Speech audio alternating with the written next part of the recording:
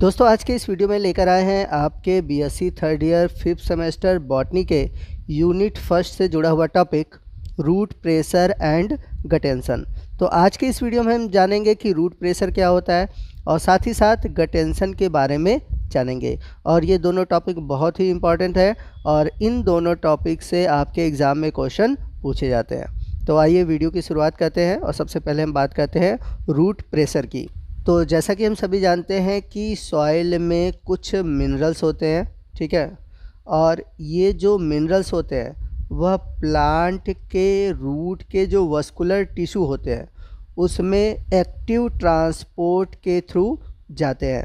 कहने का मतलब ये है कि पौधे का जो रूट है, रूट में जो वस्कुलर टिश्यू है, अब वस्कुलर टिश्यू कौन सा है? जाइलम है।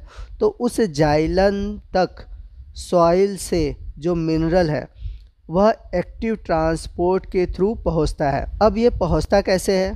तो इसके लिए वाटर क्या करता है, एक प्रेशर क्रिएट करता है जाइलम में, और ये जो प्रेशर होता है ये पॉजिटिव प्रेशर होता है जिसे हम बोलते हैं root pressure. It also refers to the positive hydrostatic pressure which can be responsible for the pushing of water column to small height in the stem of herbaceous plant.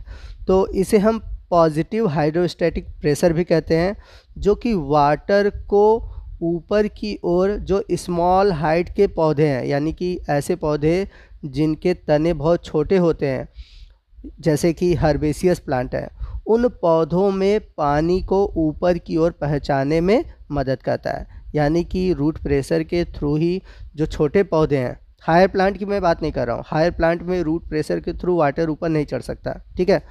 सिर्फ जो lower plant है यानी कि जो small plant है जैसे कि herbaceous है, उसमें ही रूट प्रेशर के थ्रू वाटर ऊपर की ओर जा सकता है।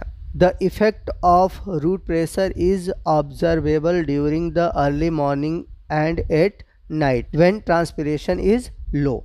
यानी कि ये जो रूट प्रेशर है ये आपको कब देखने को मिलेगा? ये देखने को मिलेगा अर्ली मॉर्निंग में या फिर रात में।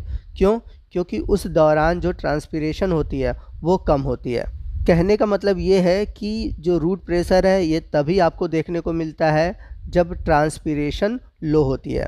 अब जैसे जैसे दिन चढ़ता है तो हम सभी जानते हैं दिन चढ़ते चढ़ते जो ट्रांसपिरेशन है वो बढ़ता जाता है। तो ट्रांसपिरेशन की रेट अगर बढ़ती है तो रूट प्रेशर क्या होगा? घटेगा। Therefore, root pressure is too weak a force to account for movement of water to the top of the tall tree. Instead, it usually provides a gentle push into the overall process of water transport. तो देखा जाए जो root pressure है ये बहुत week pressure होता है, ठीक है। इसलिए जो टॉल प्लांट है उनमें रूट प्रेशर देखने को नहीं मिलेगा, ठीक है।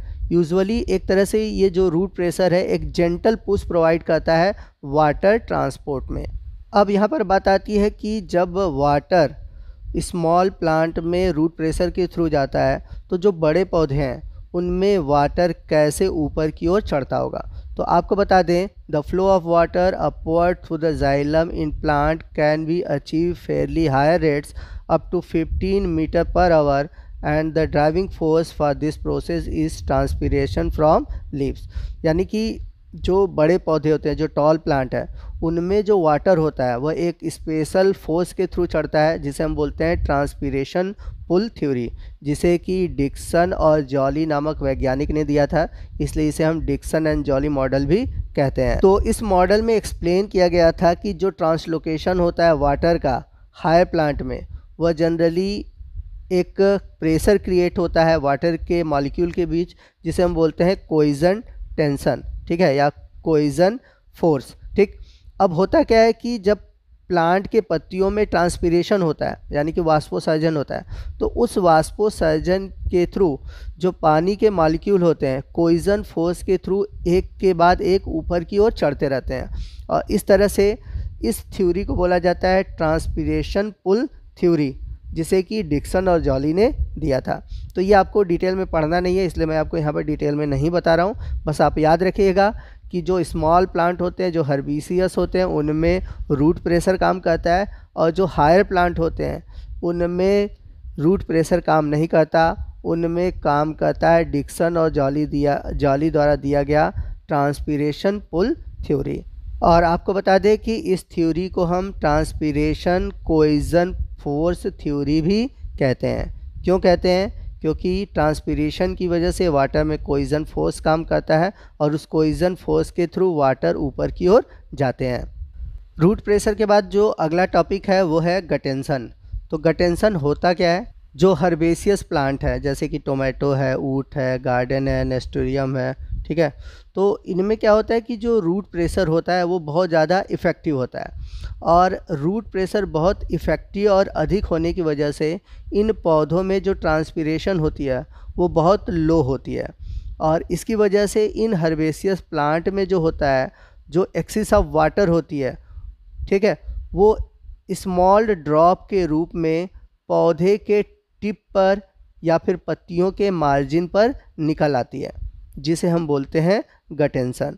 यानी कि गटेंशन में होता क्या है, आपने कभी कभी देखा होगा कि पौधों के पत्तियों पर, ठीक है ना, वाटर की बूंदें दिखाई देती हैं। तो वाटर की बूंदें क्यों दिखाई देती हैं? इसका रीज़न क्या है? इसका रीज़न ये है कि उन पौधों में जो रूट प्रेशर है, ठीक है, वो इफ़ेक्टिव है। इफ़ेक्टिव कब है?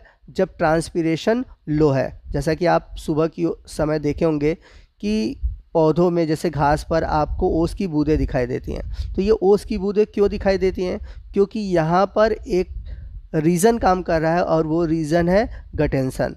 तो जब एक्सेस ऑफ वाटर पौधे में होता है और रूट प्रेशर बहुत एक्टिव होता है, उसी को हम बोलते हैं guttation. This loss of water in the form of liquid droplets occur through special opening of vein near the tip of grass blade is known as hydathodes. तो जैसे अगर हम बात करें घासों की, ठीक है, ग्रासेस की, तो उनके जो वेन रीजन है, उनके पास, उनके टिप पर एक स्पेशल ब्लेड स्ट्रक्चर पाई जाती है जिसे हम बोलते हैं हाइडेथोर्स। और इन्हीं हाइडेथोर्स से गटेंशन होता है। तो याद रखिएगा कि गटेंशन एक स्मॉल स्ट्रक्चर के थ्रू होता है जिसे हम बोलते हैं हाइडेथोर्स। तो यहाँ पर देख सकते हैं ये ग्रासेस हैं, उसके लीफ का टिप वाला रीजन है जहाँ पर हाइडेथोर्स पाए जा रहे हैं। और इसमें एक स्मॉल पोर होता है जहाँ से कि जो वाटर है, जो वाटर एक्सिस है, वो स्मॉल ड्रॉपलेट्स के रूप में बाहर निकल आता है, ठीक है। और इसी स्मॉल वाटर ड्रॉपलेट्स का बाहर की ओर निकलना या हाइडेथोर्स के थ्रू बाहर निकलना कहलाता है गटेंशन। तो यदि आप हाइडेथोर्स के स्ट्रक्चर को देखेंगे तो इसमें एक पोर होता है जो कि एपिडर्मस लेयर से घिरा होता है और इसमें लार्ज इंटरसेलुलर स्पेस पाए जाते हैं जिसमें कि लूजली अरेंज पैरेनकाइमस एपिडर्मिस होती है। तो इस तरह से लीफ के मार्जिन से, ठीक है ना, जिससे कि वाटर जो है लिक्विड के फॉर्म में बाहर आता है, इस प्रोसेस को हम बोलते हैं guttation. Such a loss water contain several dissolved inorganic and organic substance. तो गटेंशन के थ्रू जो वाटर निकलता है उसमें ढेर सारे ऑर्गेनिक और इनऑर्गेनिक सब्सटेंस होते हैं। गटेंशन जनरली ऑकर एट नाइट, यानी कि जो गटेंशन है यह आपको प्रायः रात में और अर्ली मॉर्निंग देखने को मिलता है। यानी कि जो कोहरे के रूप में आप सुबह या फिर रात में जो लिक्विड देखते हैं मार्जिन पर पौधों के पत्तियों के, ठीक है, वो फिनोमिनोन ही कहलाती है गटेंशन। तो दोस्तों इसी के साथ हमारा रूट प्रेशर और गटेंशन से जुड़ा ये टॉपिक ख़त्म होता है।